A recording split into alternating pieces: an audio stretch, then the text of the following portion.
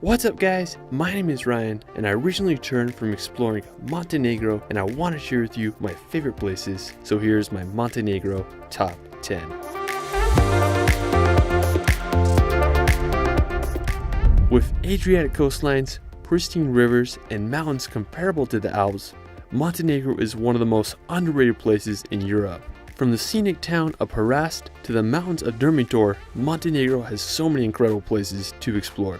Let's start this video off at Kotor. When people think of Montenegro, Kotor might be the first place that comes to mind. Located in what some consider to be Europe's southernmost fjord, Kotor is one of the most well-preserved medieval old towns in all the Balkans. The history of Kotor is fascinating. From the early 1400s until the end of the 18th century, it was part of the Venetian Republic, which influenced much of its architecture, which stands today. It's grown in popularity over the years, and it's a popular cruise ship stop. Now, I really enjoyed walking through the medieval old town. There was lots of beautiful architecture and alleyways to explore. I also enjoyed walking on the boardwalk on Kotor's beach, and it was a really nice and relaxing area. One of my favorite things that I did during my time in Kotor is hiking up to the fortress. It's an extremely impressive feat of architecture. The fortress dates back to the 6th century and was added onto throughout the ages. Now, the trek up to the fortress was no joke. It cost about €8 to enter, and it took me about 45 minutes of walking up 1,350 steps. On the way up, you get some great views of Kotor and the bay. I really like this church that was about a fourth of the way up.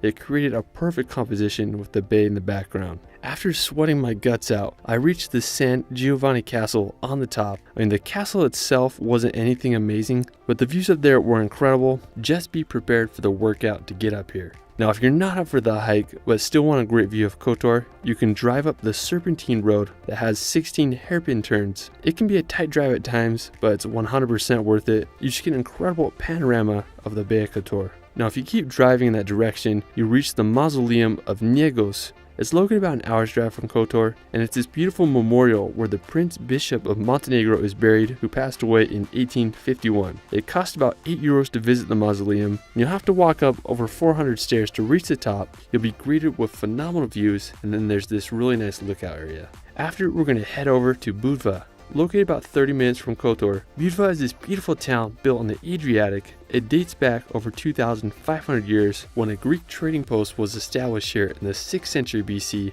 making it one of the oldest settlements on the Adriatic coast. My favorite feature of Budva is its old town. Similar to Kotor, Budva was part of the Venetian Republic starting in 1420, and they had control of it for about 400 years. They fortified the city with medieval walls to protect against the Ottomans and other enemies. Today, Budva stands as one of the most popular destinations to visit in Montenegro. What's also great about this city is that it's close to so many places. Right off the coast of Budva is the Sveti Nikola Island. It's nicknamed the Hawaii of Montenegro, and it's the biggest island in all the country. It can be reached by a short boat ride, or you can even take a kayak out there, making it a great day trip. Another famous nearby location is Sveti Stefan.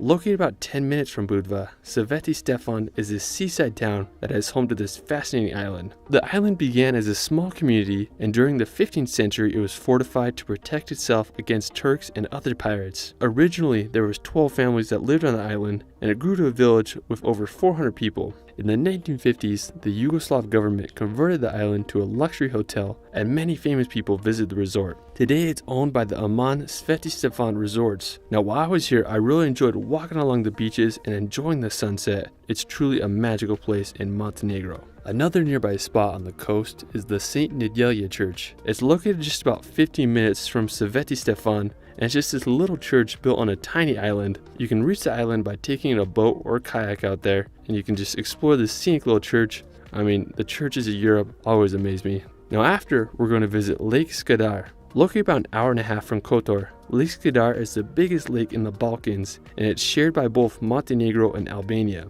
My favorite feature of Skadar is the Srinojevića River that empties into the northwestern part of the lake. It creates the most bizarre landscape with green vegetation contrasted with these cone-shaped mountains. It's one of the most unique landscapes. It doesn't even feel like you're in Europe. Now, you can get a wonderful view of the river and the lake from the Pavlova Strana viewpoint. It's such an incredible spot. Now afterwards, we're going to visit the capital of Montenegro, Podgorica. Located just 30 minutes from Lake Skadar, Podgorica is the biggest city in Montenegro. During the Middle Ages, Podgorica was positioned between the crossroads of several trade routes, and it grew to become an important city. Today, Podgorica is a beautiful place. Since Montenegro declared independence in 2006, Podgorica is one of the newest capital cities in the world.